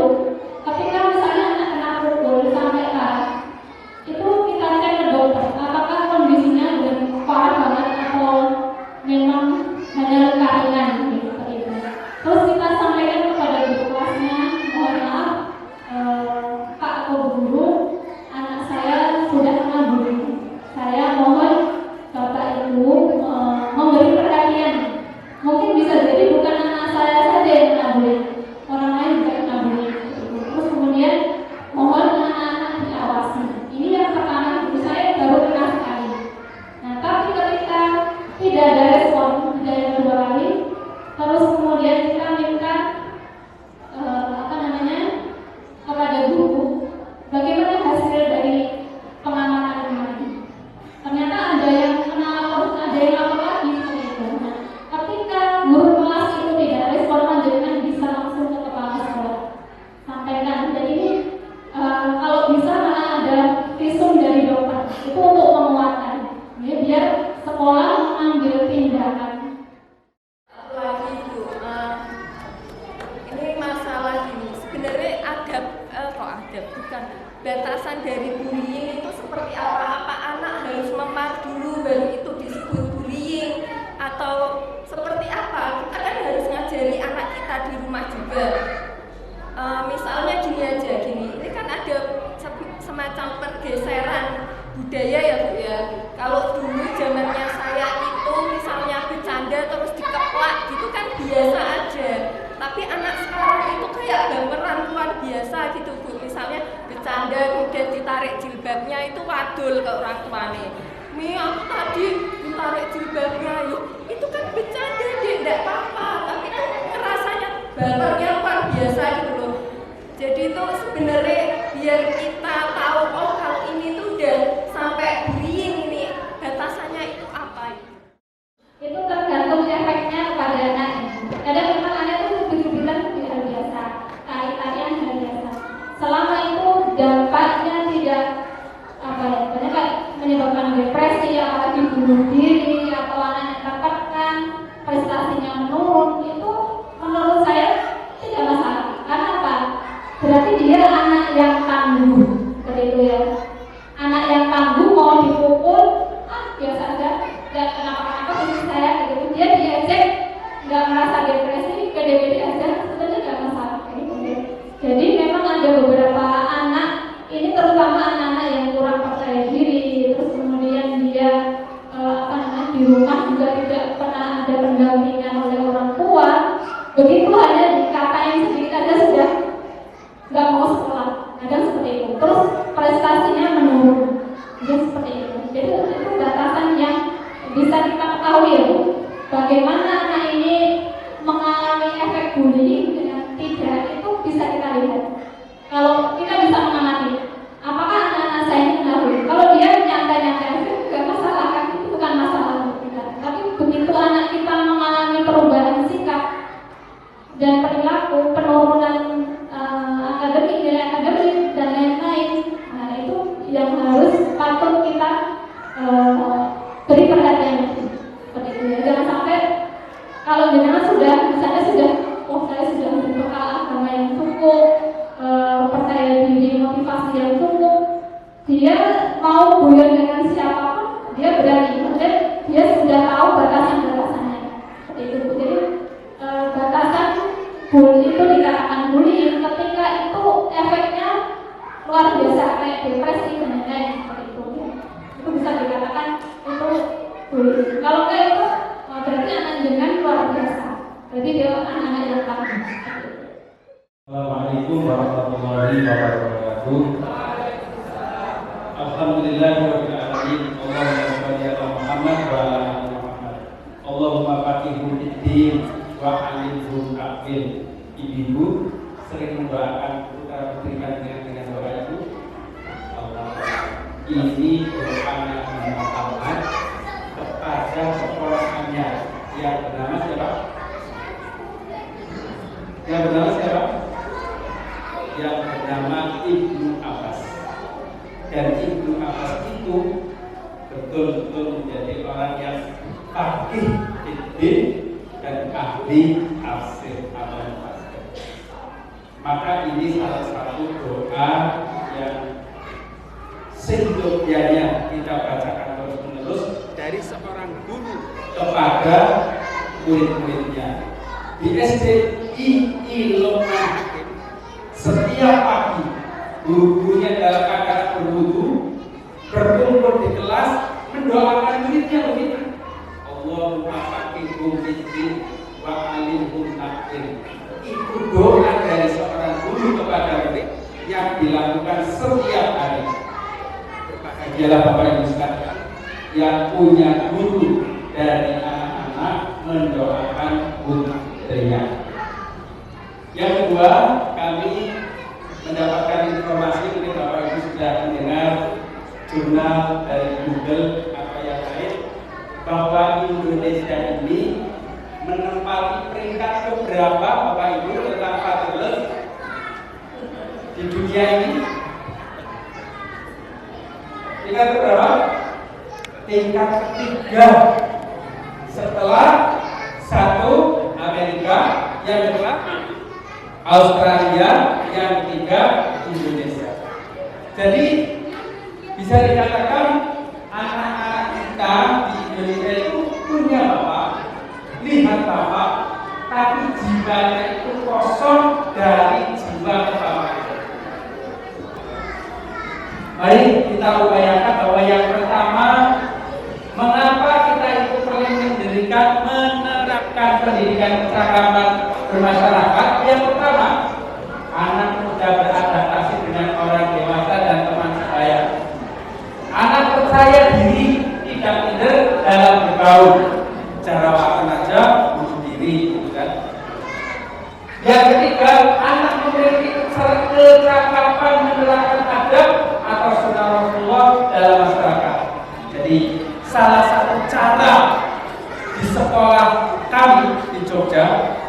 biar tidak terjadi ejek-ejekan dengan teman, kami melakukan pertama, anak laki-laki kalau manggil teman perempuan yang lebih tua wajib mengapai kata-kata mbak. Jadi kalau ada murid manggil teman perempuan lebih tua, kok tidak ada mbaknya, mesti ada teman itu tadi, Satgas Bully akan menulis dan itu dilaporkan. Nah, kami tegas. Yang kedua, perempuan manggil laki-laki yang lebih tua harus dengan kata-kata mas. Dan yang lebih dewasa, baik laki-laki perempuan, memanggil yang lebih muda dengan kata-kata dek. Alhamdulillah, pola ini begitu indah. Gak ada di sekolah kami Mas Ahmad, gak. Mas Ahmad. Dan kami melarang berteriak. Kami melarang berteriak untuk kegiatan ini. Jadi upaya-upaya seperti ini, maka dalam kehidupan bermasyarakat di sekolah itu real. Mungkin kami termasuk guru-gurunya sekolah yang banyak protes orang tua. Kenapa? Murid pagi-pagi bersihkan kamar mandi pakai pel. Murid pagi-pagi membersihkan selokan, tapi ya dengan gurunya. Ada yang pagi-pagi membersihkan halaman. Awalnya hal ini dianggap ini sekolah nggak ada bagian kebersihan apa gimana? Bagian kebersihan sudah bekerja jam 6 pagi. Bagian bekerja sudah hari Sabtu, hari Ahad sudah dibersihkan. Apa? Ada anak yang merasakan saya belajar nyapu hanya ketika di sekolah. Di rumah yang nyapu pembantu. Ada orang namanya Pak Bambang. Pak Bambang ini anaknya Pak Camat Mantri Jero, Yogyakarta. Punya anak di situ, Mas manggil gurunya itu, Mas, saya saja setua ini nggak pernah nyapu di rumah. Anak saya terima kasih diajari nyapu di sekolah. Ini karena beliau anak camat, dikit-dikit mau nyapu, Mas, betul usah kalau mawon, membantunya seperti itu. Akhirnya apa? Dia merasakan saya jadi orang yang seakan-akan itu koyo Raden. Semua dilayani, begitu tua dia merasakan susahnya untuk berlatih membantu istri. Selanjutnya saya juga perlu memberikan bahwa memberikan perhatian kepada anak. Bapak-bapak, saya selaku bapak begitu kemarin melakukan satu riset kecil terhadap salah satu guru di kelas 1. Guru ini diminta menyampaikan kepada seluruh orang tua murid tentang pertanyaan mengapa bapak itu menyekolahkan anaknya di sekolah ini. Ada jawabannya yang jawab begini, karena sekolah ini halamannya luas. Ada yang menyampaikan, saya melihat tetangga saya sekolah di sini, kok anaknya sopan. Yang ketiga, saya sekolah di sini karena di sini hafalan Qur'annya sampai 3 juz. Pilihan-pilihan semacam ini kita coba tarik ke belakang. Siapa sebenarnya orang tua dari murid-murid kami? Yang pertama, mayoritas orang tua itu para pendidik. Jadi sekarang fenomena di Jogja itu bapaknya dari guru di SD negeri, tapi anaknya disekolahkan di sekolah-sekolah besar. Karena apa? Benefit yang tidak didapatkan di sekolahnya. Dan fenomena di Jogja hampir setiap tahun ada 1-2 sekolah negeri SD yang merger, begitu. Itu apa? Menunjukkan adanya pertama mungkin jumlah anak usia sekolah yang berkurang, yang kedua dari yang kesadaran orang tua untuk melakukan pendidikan keagamaan sejak kecil. Mas Fauzil Adil itu melakukan satu kegiatan riset, ternyata anak itu akan merasa senang jika ya datang dari kerja di rumah begitu, assalamualaikum Mbak Halimah, namanya begitu anaknya Halimah, atau anaknya namanya Ahmad, assalamualaikum Mas Ahmad, begitu, itu akan sangat mengenal kepada anak karena anak merasa dilakukan secara spesial. Bahkan kita perlu pergi ke kota namanya urusan usaha, nelpon kepada anak secara spesifik menyebut nama anak itu akan mengisi jiwa anak. Yang kedua, pamitan ketika akan bepergian, Bapak mau bekerja, doakan ya, itu akan tercancap Bapak Ibu sekalian. Ini bagi para guru, ibu-ibu bisa mencoba mempraktekkan. Kalau anak ibu seharian ingin kelihatan oleh guru terus, itu ada caranya. Jadi walaupun anak itu tidak di hadapan guru, tapi gurunya itu kelingan terus, itu ada caranya. Kalau Bapak ngantar putra putri ke sekolah, jangan menurunkan anak, Bapak tetap di mobil terus jalan, nggak seperti itu. Caranya gimana? Anaknya turun, ikut turun, antarkan ke guru yang tiket dan bilang begini, Ustaz, titip anak saya ya. Itu sepanjang hari guru akan mengingat putra putri panjenengan. Karena apa? Guru itu merasa mendapat titipan anak. Coba Bapak Ibu besok praktekkan dan tanyakan lewat telepon, gimana anak saya. Itu termasuk ketika obat, masalah obat. Anak saya habis periksa, nggak boleh tertinggal masalah obatnya, maka jangan pakai WA, lupa gurunya. Tapi datanglah, kemudian sebutkan, Ustaz, anak saya harus pengobatan rutin, tolong nanti diingatkan jam 11 minum. Yang ketiga, memberikan oleh-oleh. Penting Bapak Ibu sekalian bepergian, sekedar membelikan mungkin dari Jogja beli salak 1 kilo. Bapak itu ingatkan loh, tadi waktu di Jogja, ini loh ada makanan khas dari Jogja. Besok ketika tua saya yakin anak itu akan mengatakan, Pak, saya ingat Bapak loh, sekilo salak yang membuat aku bahagia. Karena apa? Itu keteladanan yang nyata. Kalau ingin ngetes anak-anak ibu bapak, jangan begini. Coba hafalkan surat An-Naba ayat 1-3. Enggak seperti itu. Profesor Jamaluddin Ancok, guru besar psikologi UGM, dia mengatakan bahwa minta tolong kepada anak untuk menerangkan kepada bapaknya. Bapak itu ingin mendengarkan kamu tadi diberi pelajaran apa di sekolah, Qur'annya itu ayat berapa, biar Bapak itu belajar sama kamu. Itu saya terapkan kepada anak saya sendiri. Pak Sofi, hari ini tambah ayatnya berapa ayat, tolong bacakan kepada Bapak. Karena kadang orang tua dalam urusan pelajaran itu saya guru, tapi begitu menyampaikan pelajaran kepada anaknya, jawabnya apa? Ustazah nerangannya nggak gitu kok. Ya memang ada hal yang beda cara, tapi anak itu mengatakan lebih percaya kepada gurunya.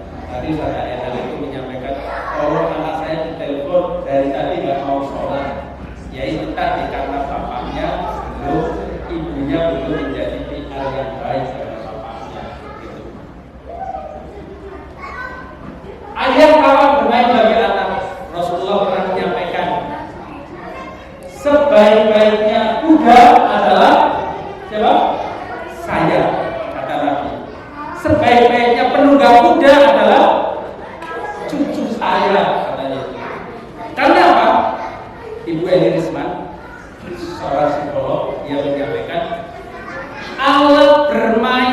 terbaik bagi anak-anak itu bukan yang harganya mahal di toko, bukan alat-alat yang mungkin secara otomatis memberikan kesukaan kepada anak. Ya ini kata Nabi ini, Williamson menyampaikan benda untuk bermain bagi anak terbaik adalah siapa? Siapa? Tubuh bapak ibunya. Jadi yang namanya anak, kalau orang sini anaknya diangkat di pundak, kakinya di atas pundak, ini namanya apa? Kalau di tempat saya itu engkling. Itu ternyata sunnah. Nabi melakukannya. Nabi berjalan seperti kuda, cucunya disuruh duduk di punggungnya. Itu permainan yang mencerdaskan anak-anak kita. Itu permainan yang akan membuat anak kita tangguh, tidak gampang baperan dan lain sebagainya. Rasulullah juga mengatakan, sekiranya ya anak-anak ini memiliki permainan yang lebih baik daripada permainan dengan orang tuanya, maka anak-anak itu akan mencari permainan yang lain. Artinya apa? Bahwa Rasul itu berpesan kepada orang tua, jadikanlah anakmu, ajaklah anakmu bermain dengan dirimu. Anas, anak angkat Rasulullah, itu bercerita, Rasulullah itu kalau melihat kami sedang bermain, itu bergabung ikut memainkan permainan kami. Dan ketika Rasulullah berjalan tergesa-gesa, di mana akan melewati anak-anak yang sedang bermain, apa yang dilakukan Rasulullah? Kata Anas, Rasulullah itu celingkur, mencari jalan lain, tidak melewati jalan itu. Kenapa? Khawatir anak-anak itu bubar karena Rasulullah jalan. Maka tidak boleh, Bapak Ibu sekalian, ini larangan. Anak sedang bermain, tiba-tiba dihentikan, ini akan memperkeruh jiwa. Suatu ketika ada kisah nyata, Bapak Ibu sekalian, anak bermain lumpur yang dibuat seperti telur di teras rumahnya terbuat dari terasnya granit, wapik banget. Anaknya itu hujan-hujan main lumpur seperti telur di teras. Ibunya sambil jalan dengan santainya bilang begini, Mas, orang dolanan kono-kono gitu. Anaknya itu pindah, karena anak usia 3 tahun, pindahnya kemana? Ke kasur. Karena memang larangannya itu tidak boleh main di situ. Dia mainannya kan di kasur. Begitu datang ke kamar itu malah, loh, kok malah di kasur? Mungkin anak itu jawab mungkin, katanya tadi nggak boleh di teras, sekarang di kasur nggak boleh lagi. Itu kadang juga harus jelas.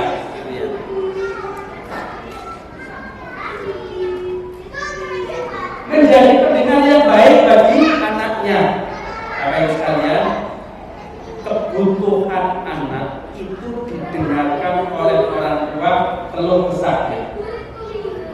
Kami pernah mengikuti namanya Rumah Singgah di Ponorogo, Yogyakarta.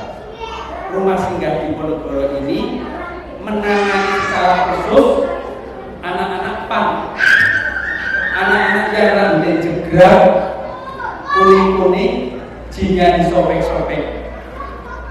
Saya kira mereka itu nggak punya rumah. Saya kira mereka itu nggak punya orang tua. Mas, Pak itu namanya Mas Pero. Kamu orang mana? Saya orang Tegal. Bapakmu kerjanya apa? Bapak saya sekda. Kamu Mas? Saya Bogor. Bapakmu? Bapak saya itu pengusaha kapal. Dikumpulkan di sini itu semua secara ekonomi orang-orang yang terada. tapi mereka itu tidak menerima kehadiran ayah dalam hatinya. Maka mereka naik truk bersama-sama kesana kemari. Mereka punya rumah gubuk bersama-sama diisi sampai 25 orang. Ya Allah, karena yang seperti ini menjadi bagian penting perhatian bagi kita. Hindari pertanyaan negatif kepada anak. Negatif itu contohnya begini. Kamu tadi nilainya berapa? 50. Pelajarannya apa? Matematika. Coba lihat soalnya. Kamu soalnya kok ada beraiso.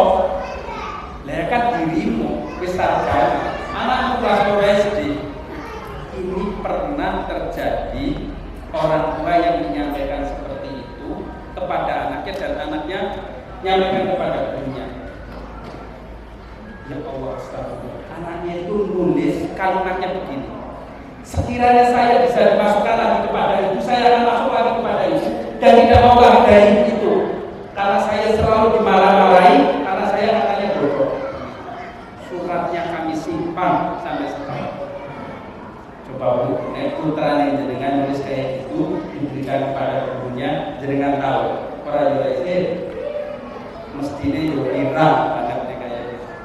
Maka Bapak Ibu sekalian, kata Rasulullah, terimalah yang sedikit dari anakmu, karena sesungguhnya yang sedikit itu akan melegakan anak-anak itu. Mas, nilainya dapat berapa? 60. Alhamdulillah. Yuk kita kerja keras. Nanti belajar bareng Bapak. Besok insya Allah dapat 85. Itu yang perlu kita lakukan seperti itu. Mengajak diskusi. Bapak Ibu sekalian, sekarang kita mendapati Dr. Alimah Mufti dari UNJ kemarin menerangkan bahwa satu, anak sekarang sudah frustrasi. Yang kedua, yaitu tadi dapat kerja ganti-ganti, nggak suka ganti-ganti. Yang ketiga, ketika menghadapi persoalan, anak banyak yang melakukan tindakan brutal. Karena apa? Tidak terbiasa diskusi, tidak biasa berargumentasi, tidak biasa melakukan yang namanya alasan-alasan yang tepat. Sampai-sampai anak sekarang mudah bunuh diri. Karena apa? Tidak memiliki argumen yang kuat. Apa yang kita lakukan? Pertama, yang diskusi kecil-kecilan lah, Mas. Mau di celana? Ya. Yang merek apa? Ya, jin lah. Kenapa merek jin? Ya, teman-temannya kan merek jin. Jadi ada diskusi yang anak itu membuat alasan.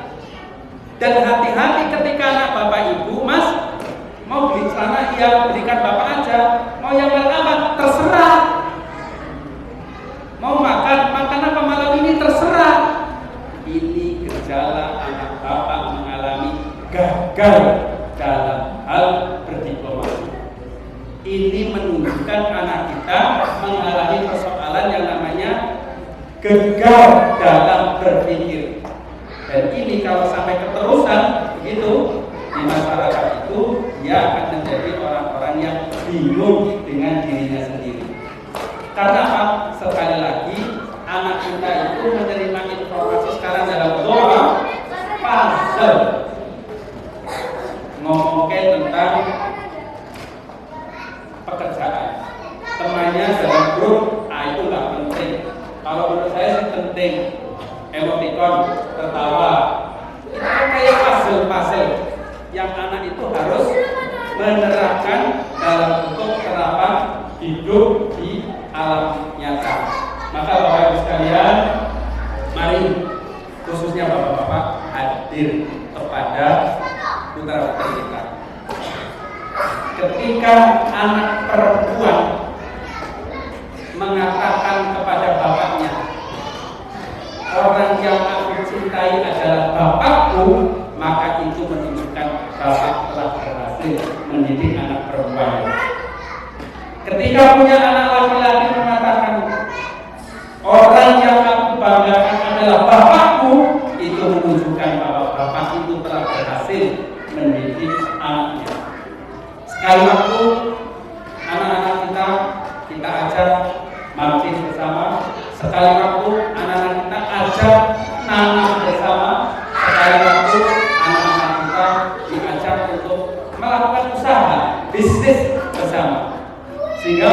anak tahu apa yang dilakukan oleh orang tua.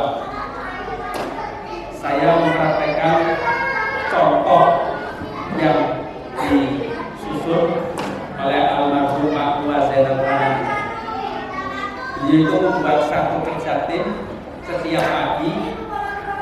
Beliau mencuci piring, anaknya masak nasi yang pertama, anak yang kedua mencuci baju, dan istri beliau itu biasanya melakukan belanja. Itu dilakukan setiap pagi, dan beliau mengatakan, alhamdulillah pekerjaan saya banyak dan tidak memerlukan asisten rumah tangga. Dan dia mengatakan, ketika semester 4 anak saya semua sudah bisa bayar SPP kuliahnya sendiri. Karena apa? Dibiasakan melakukan tindakan-tindakan untuk mandiri. Demikian Bapak Ibu sekalian, sosok seorang bapak harus hadir agar anak-anak kita menjadi orang-orang yang tangguh.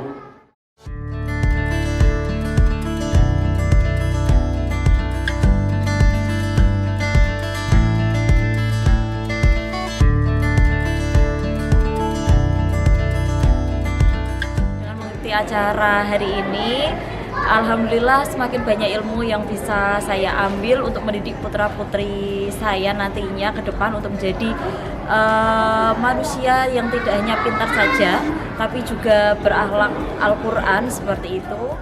Alhamdulillah acara ini bagus dan saya senang dengan adanya acara ini. Mungkin nanti lebih didisiplinkan lagi untuk parenting Islamik ini ya, karena ini efeknya mungkin nanti ke anak-anak yang lebih baik lagi.